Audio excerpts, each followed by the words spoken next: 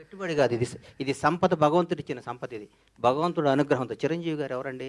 ఒక మామూలు వెంకట్రావు గారు కానిస్టేబుల్, హెడ్ కానిస్టేబుల్ కొడుకు, భారతదేశాన్ని శాసిస్తూ రాబోయే 4-5 తరాలకి బేసేసి ఒక చిరంజీవి అనే పేరు రాబోయే 100-150 ఏళ్ళు కూడా పలానా టైంలో మెగాస్టార్ చిరంజీవి అనే ఉండేవాడు. ఒక మామూలు కానిస్టేబుల్ కొడుకు హైదరాబాద్, చెన్నై వచ్చి దేశాన్ని శాసిస్తూ ఇదిరా ఎండింగ్. పద్మవిభూషణ్ అయిపోయింది. ఆయన రేపు మాప భారతరత్న కూడా ఇస్తారు ఆయనకి. భారతరత్నగా ఆయన రిటైర్డ్ అవుతాడు.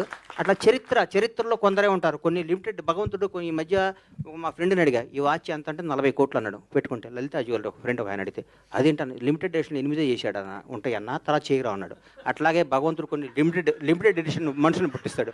ఒక చిరంజీవిని, ఒక పవన్ కళ్యాణ్ని, ఒక రేవంత్ రెడ్డిని, ఒక చంద్రబాబు నాయుడిని, ఒక నరేంద్ర మోడీని. ఇట్లాంటి లిమిటెడ్ ఎడిషన్ కొందరు 130 కోట్ల మంది ఈ భారతదేశంలో కొందరు లిమిటెడ్ ఎడిషన్ కొన్ని పీసులు ఉంటాయి. ఆ పీసులు మనం గౌరవించాలి, పూజించాలి, ప్రేమించాలి. కానీ ఆన్లైన్ మనలాగా అనుకుంటే మన అంత ఎవరు అంటారు. థ్యాంక్ యూ గణేష్ గారు. బాయ్ అన్న. గణేష్ గారు సారీ.